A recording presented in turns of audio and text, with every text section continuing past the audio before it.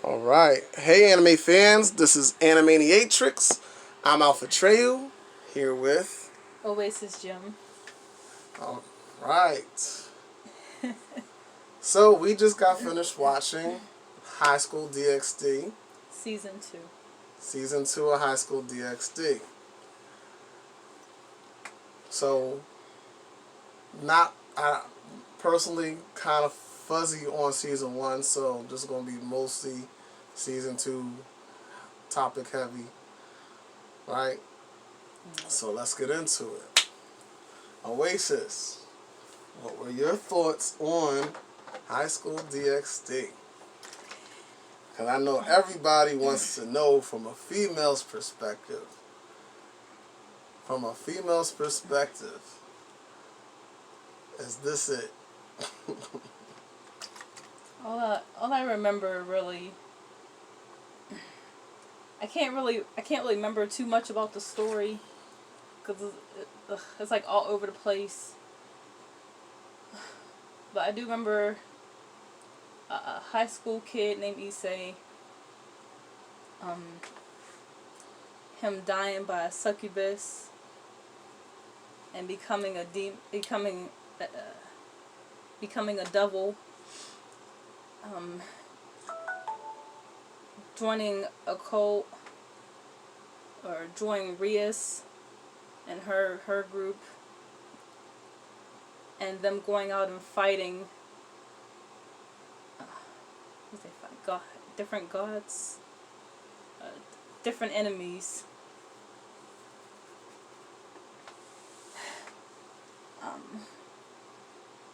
They had some interesting fight scenes that kept my interest. I remember all the different chess pieces that Rias had, and I like that aspect about the show. It was also very interesting, kept my attention as well. There's also a lot of nudity going on. It didn't bother me as much because it had a good story to go with it.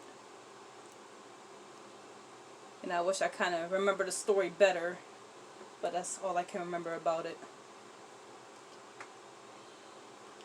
Oh.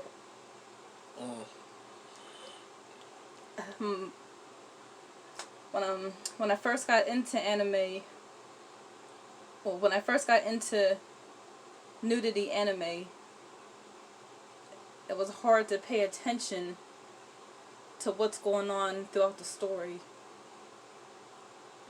It was really hard to pay attention. At first I didn't like it because of that reason. You didn't like it because of what reason? That it was hard to pay attention to the story? Yeah, it was hard for me to pay attention because there's so much nudity going on. So you didn't like the nudity? No. At first I didn't. At first you did? No. Until I kept watching it. I kept watching it, and I kept watching different animes. Like what? What animes have you seen with nudity? I'm pretty sure the audience wants to know. I'm pretty sure they want the anime. I've seen Bayonetta. I didn't know Bayonetta had nudity. There's some slight nudity in there. Okay. It's still Eki, or lewd. Yeah, she has some of those moments, a lot of those moments. But her story is very interesting. She keeps my attention, so even though they put that in there, I still want to watch her. Okay. So, it sounds like what you're saying is that first, when you first started dealing with, when you first started seeing anime with nudity, if it was just an anime with nudity, you wouldn't have been into it. Because I think there's actually a lot of animes like that. It's just nudity, and that's it. Just nudity. Let me think. What's like that? Heavy on the nudity without a plot. Come to think of it, I'm not sure if there's any animes that don't have a plot but have a lot of nudity. I'm not sure. I haven't really ran into any of those. But when I first watched them, I thought that was what they was all about. I think this probably might be the closest to that, but they still have somewhat of a plot. See, me personally, like you said, the plot was kind of hard to follow. The storytelling was kind of hard to follow for me. I felt like the pacing was a bit choppy, so it was kind of hard to remember, or keep or know what was going on. Like you said, I'm following the story as far as certain concepts that I like that's in the story. Like like you said, Issei, he wants to build a harem, so he dies and sells his soul to the devil. So they have that element in there. I like stuff like that. I like stuff that deals with, spirituality and certain things. Themed with how they have the fallen angels and the women of the cloth. They have the devils, and it seems like there's a war going on with the fallen angels and the different sects and stuff. And at one point there's like a bunch of magicians and things. So like the different elements that are going on, I do enjoy that. However, I think the way that the story is being told, like some of the things are going on, some of the things are going over my head, and I think, like I said, that's the choppy pacing, because it's almost as if very important information is being said in like a conversation, in a brief conversation. You're getting vital information about what's going on in the show, and to me, that type of storytelling is kind of like it's kind of hard to follow, because it's like you really got to be paying attention to the conversation and to reference every conversation. So if you don't know, like if they're talking and you don't have no idea what they're talking about, you're just going to be lost. You're going to miss everything. You know what I'm saying? So so I feel you as far as the storytelling go. But in contrast to that, I also seen Eden Lad. Well, that Elfin Lad? Yeah, my bad. Elfin Lad. Okay. And I forgot what the last one is. Yeah. Well, Elfin Lad wasn't. Well, I mean, that was very heavy with the plot, though. In contrast to this, Elfin Lad was like a story. Like, you got a little bit of nudity, but there was a story. That was something to actually watch, like Elfin Lad, compared to this. And the way they told the story was a little better.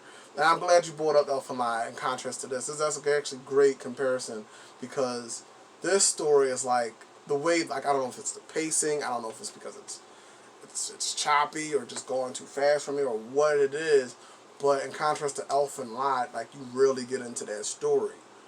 And then I don't even think Elfin Lad had a narrator or how the story's been told. It's just, I don't know, maybe it's the pacing difference, but the story itself, yeah, that's something that was a little bit more captivating versus this, which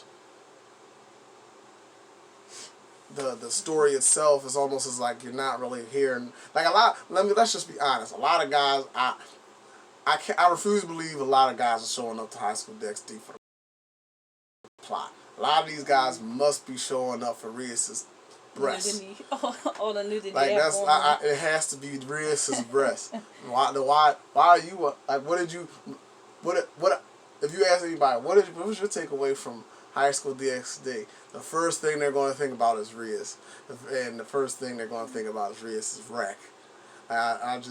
I think that is mostly what people are coming to High School DxD for. Yeah, I don't think they're coming for the story. So that's why I said, like, in contrast to what you're saying, you said you enjoy nudity as long as they're a good story. I think maybe it's just because we're guys, or I'm a guy, that, well, forget the plot. I'm here for the breasts. So I'm not really like I'm not complaining. I did still enjoy the show, but if we're going to talk about the plot, yeah, that went over my head. But maybe the plot did go over my head because I was too worried about the breasts. The nudity made it more Right. interesting. You know, they got a bunch of upskirt snips going on. You got, you know what I'm saying, all the movement of the breasts, you know, jiggling, Akano and Riz is kind of, you know, when they're on the screen, it's hard to pay attention. It's like, huh, what did you say? You know, Reese is like talking. She's explaining some very vital information right now, but she's in the screen and like the angle of the camera is like right under her breast to show her face, and she's saying some deep shit, but you're like looking dead at her titties like, what was that? Next thing you know, there's a fight breaking out. I was like, oh shit, what happened? Right. I think that's another reason why I couldn't get into the story, because of all that nudity going on. Yes. It was even hard for me to concentrate on what's going on throughout the story. Soon as somebody taps somebody or shoves somebody, their breasts are like moving like jello. These tight-fitting clothes, the breasts are still like... I was wondering in real life if they actually do that. I've never seen in real life breasts like anime. Ain't no breasts like anime breasts. Yeah, I tried. It didn't work. They don't move like that. Nope. Mm-mm. The way it happens in anime is not like real life. Not at all. So, now that you feel like it's grown on you, what would you say you enjoy anime breast?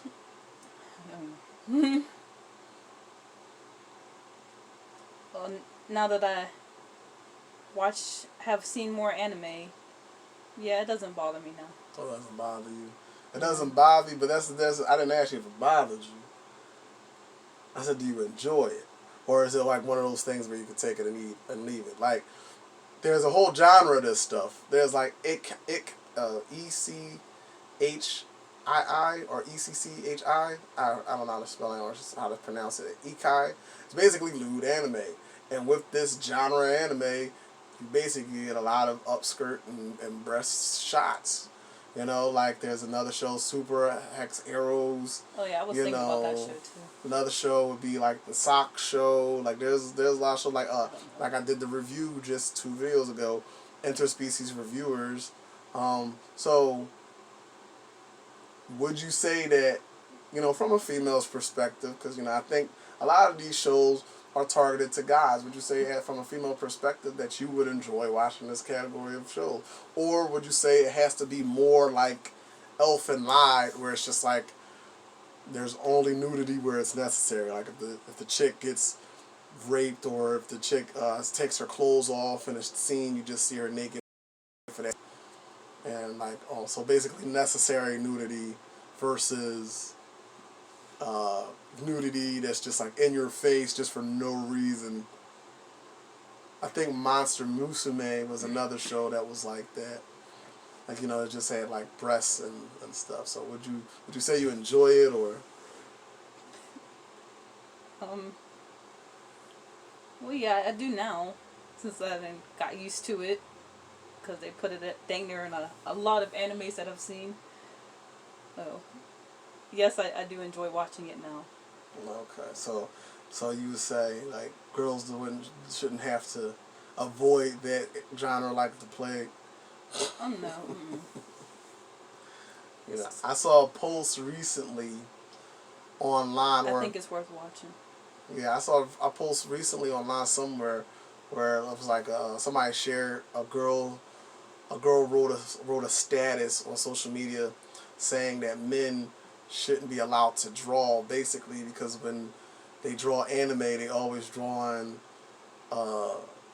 females with bodies like that, And come to find out, a lot of these uh, artists who do these shows are actually women.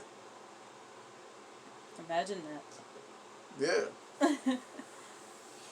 You taught me some. I didn't know there was women drawing them. I didn't know that either. So yeah, a You lot would of think yeah, it was men. I thought a lot of you would figure they were men, but a lot of the artists are female. And in actuality, what I heard, a lot of the men will take the design and makes the designs more reserved. So like from what I hear, this is just hearsay. Some of the like a female anime artist might create a female, like let's say Tsunade from Naruto. Her design or her clothing would be a little more revealing, a little more sexy, so a little more risque. Then they show it, they bring it to the studio, whatever, show whoever, and a lot of the guys will say, "Oh no, we can't use this outfit. We need to put her in something else." And then so from what I understand, it's a lot of the men that are actually covering up these designs that these women are presenting to them initially, where they're like way more risque. Which is, I thought that was interesting, but just a little fun thing to think about right there. Didn't know none But of that. I do think men probably do go all out when it comes to hentai though. Like some of them hentais be crazy. When they actually get to have sex. Yeah, was a lot more going on with that, right? But so yeah, back to High School DxD. What was I saying? So for my take, right? One of the things that stood out to me was the fact that Issei sold the soul. And when you got concepts like that, it was just interesting to see how that development unfolded because Issei, he sells his soul because he wants to remain living, and he's serving Rias, and his goal is to, or part of his, the deal is that he'll become the harem king, right? So it's just interesting, like that's part of what he wants as he sells his soul, and just to see how certain things around his life shift around in order to line up to make that happen. And I think that is reflective of what happens when people in real life sell their soul. People in real life sell their soul, you might sell your soul for money, fame, riches, power, whatever it is that you desire. From what I understand about that process, people sell their soul, and then certain things in their lives start to arrange itself in a certain way to allow these things to happen.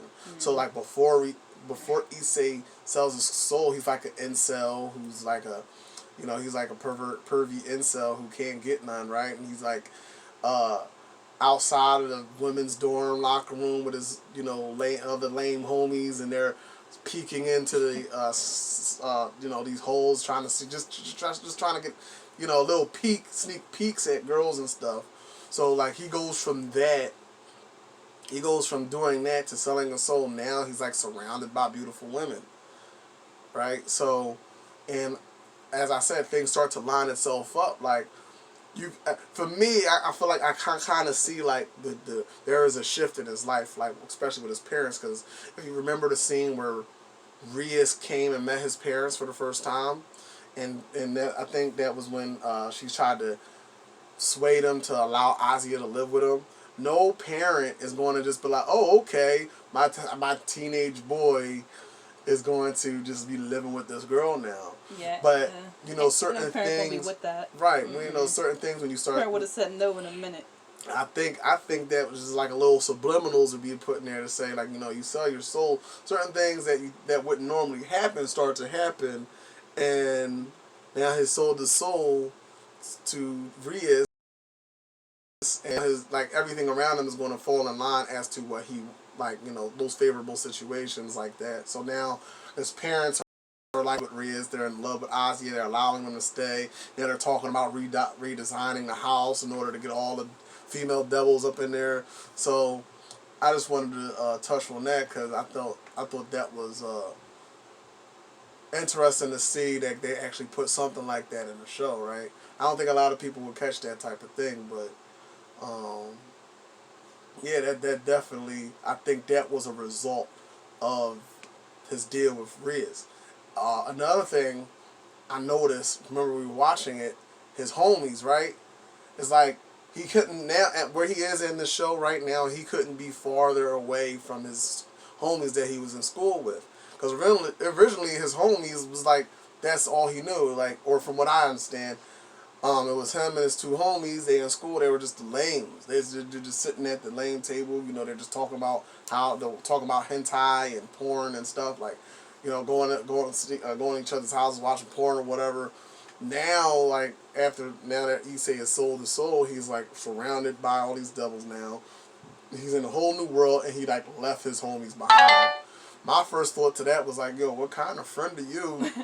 Like, those are your homies. You could at least get them some pussy too. Like, they're even mad at him. Like, yo, you supposed to be our friend. I thought that was kind of like lame to it's kind of like leave his friends behind. Like, understandable. Like, you're the one that you're in these circles now. So he's in these circles now. So I mean, obviously it's probably hard to bring his friends in like that. But dang, at least offer him something. Yeah, or at least still be his friend. I just kind of like thought that was kind of messed up At that least he's still like be leaving his friends him. behind. Like, and then you see that every time they see him, they like, yo, dude, like, we're like, why are you? It's like you fraud, and like you used to be homies, now you surrounded by all these girls. Now you acting brand new. Yeah, I could see why they was welling on him. He was just like not even trying to deal with them anymore. Right, it's like he only got rap for them when they in class. Because I think his status in school is still the same, but like outside of the school with the student council and Rias, his group, like what do they call it, the occult club, the standing in there, like the standing that he has in the clubs and like basically outside of school, he's a little more popular. He's actually building his harem. He's in the process of bringing the girls in to be a part of his harem. But in school, he's still same old Risei, so it feels like, okay, well, he still don't have no popularity. He still no clout in school, so he still hangs out with them. But after school, remember, it's like, did you forget? After school, you used to hang out with us. Like, now you acting brand new. Now you don't got no time for us. He was his friend since the beginning. So. And now he just dissing him. And it's just not right. And he's calling, he's calling basically the occult club his friends. He's calling, all the people in that group his friends. I don't think he even paying no attention to his other two homies. No, he's not no more. And they feel really left out. It's a bit sad. So, yeah.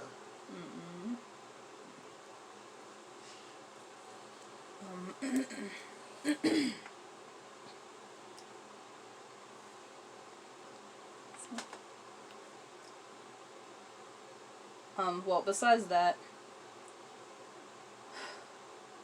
I enjoyed watching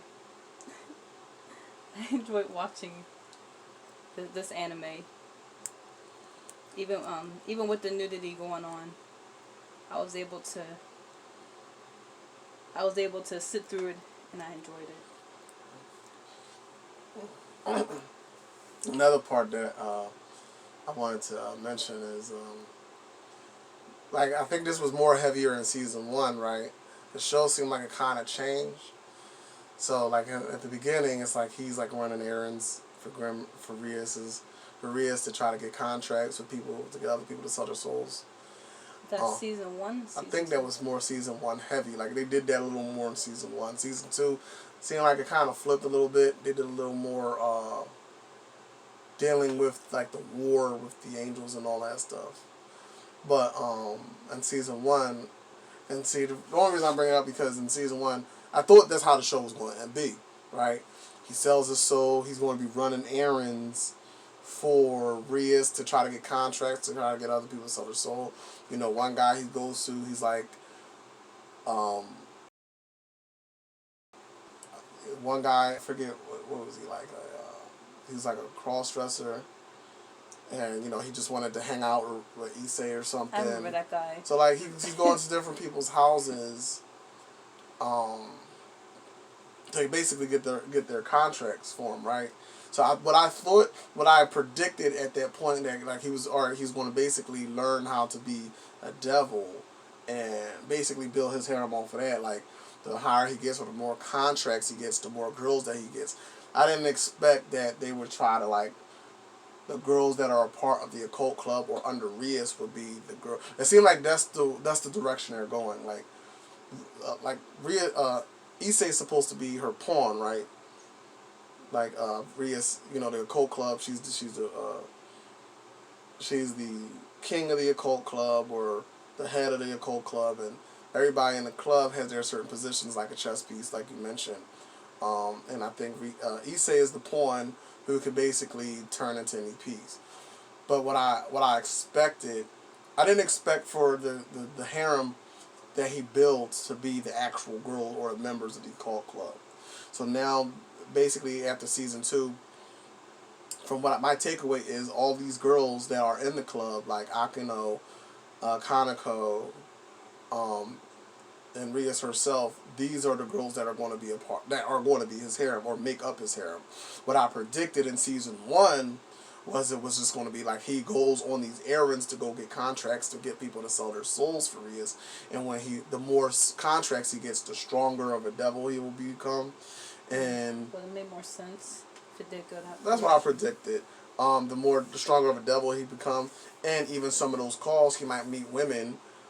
As like somebody might summon a devil, then he go meets a woman and she sells her soul to him, and binds herself to him to be a part of his harem. I didn't expect the actual main characters to be his harem. I thought he was going to like actually build up like kind of like a dating sim type thing where he's just kind of like building like getting girls to pledge their loyalty to him as he's going out running around to get these contracts. And it just keeps building on there, and he becomes a stronger and stronger devil. So, just wanted to put that out there. Anything you want to add to that? I think it would have been nice if they would have went in that direction. Yeah, I think that like my predictions don't always come out. Like I probably think I would go with the best case scenario. I'm not complaining about the direction of the story, but that's what I thought was happening.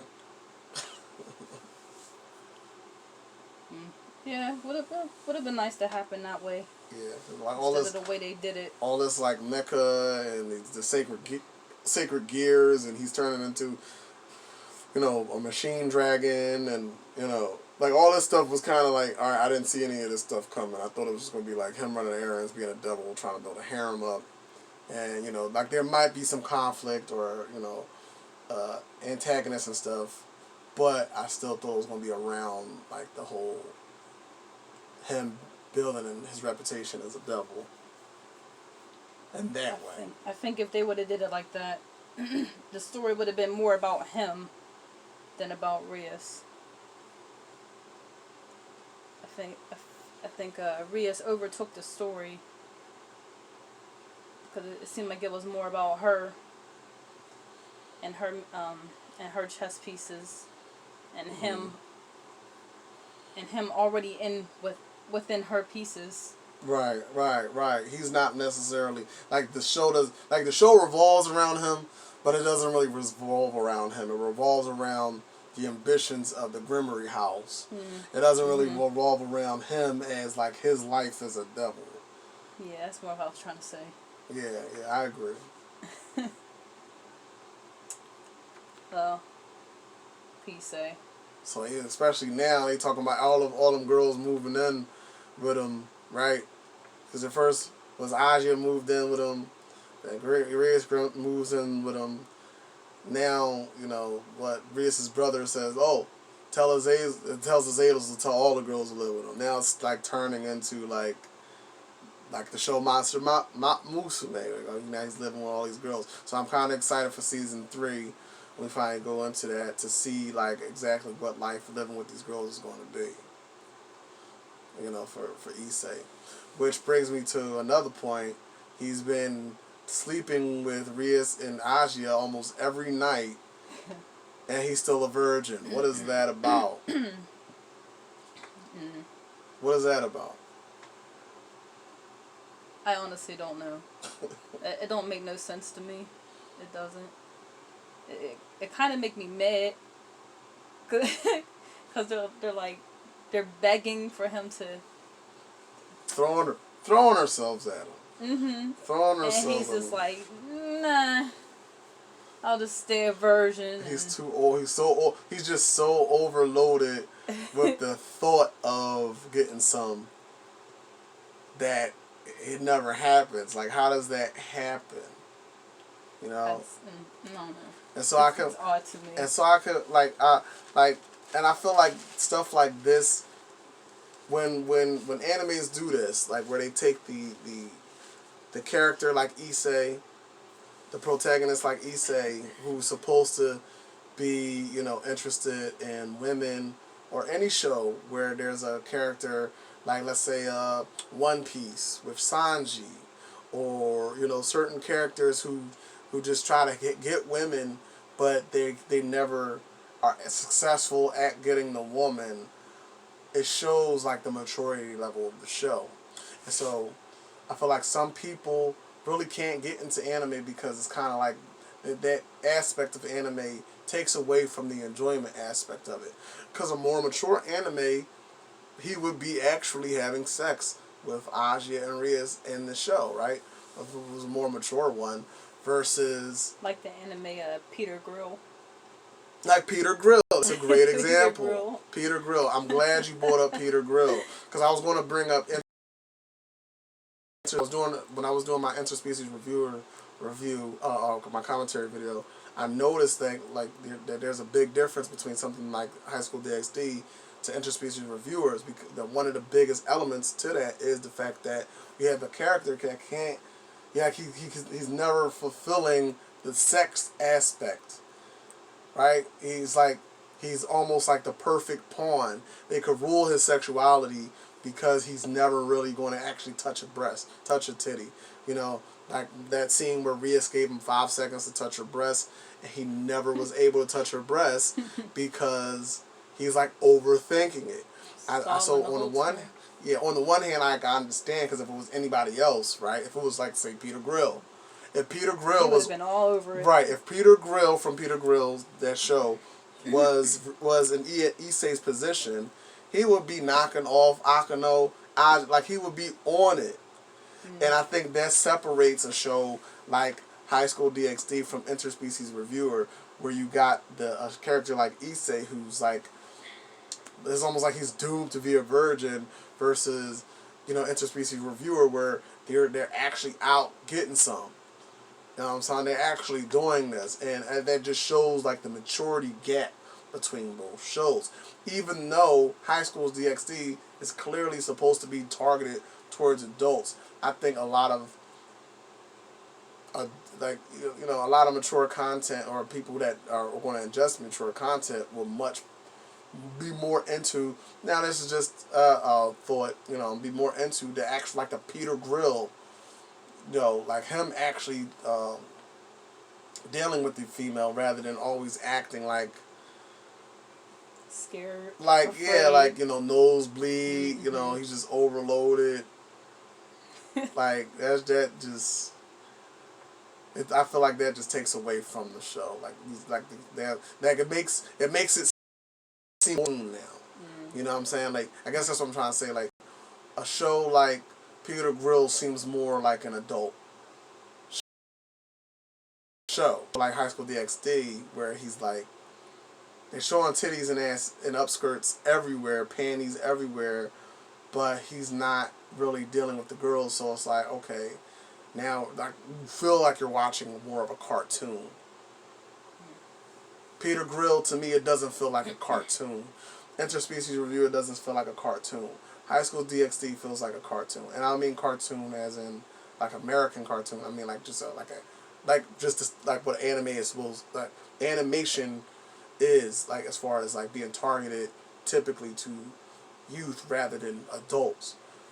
Like it'd be much harder to get a 40-year-old man, 50-year-old man that's never heard of anime or seen an anime to get into high school DxD than it would be to get them into Peter Grill.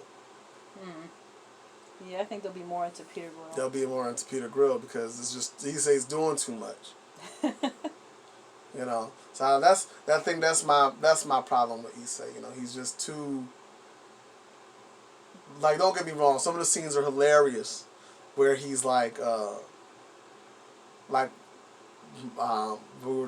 scene we just watched earlier, where Azazel like mentioned Rias's breast being reduced in size. Okay, yeah. Yeah, like it gave him more strength. Right, gives him a crazy power boost. His power goes up exponentially just at the very thought of Rias's breast getting cut in half. A scene like that's hilarious. You know, that's funny. Yeah, that part was funny. But then you got a scene where it's like let's say Zenobia, when Zenobia cornered them in the pool, and she's like, you know, I want you to get me pregnant. Get me pregnant. He's like he's acting like he want no parts. Like he don't even want to put his hands on her. And then you reading his thoughts. He's like thinking all these. It's like, all right, come on, dude. Come on, dude. You're either going to do it or not. Like, come on. That's why I say, like, I'm happy you brought up Peter Grill. Because what did Peter Grill? Peter Grill was in the same scenario. What did he do? He's just like, heck it. Yeah, he hit, and he regretted later. Mm-hmm. I think that's what separates mature animes from from something like High School DxD. You know, I feel like, you know, the high school you're getting like an anticlimactic. Like, for another example would be Monster Musume, that show where the guy, he's living with a bunch of monster girls. They're like throwing themselves at this guy, and he's acting like, oh no, like there was a scene with the snake girl. You know, she's like wrapping, coiled around the guy. I don't know if you saw Monster Musume yet. No, I haven't.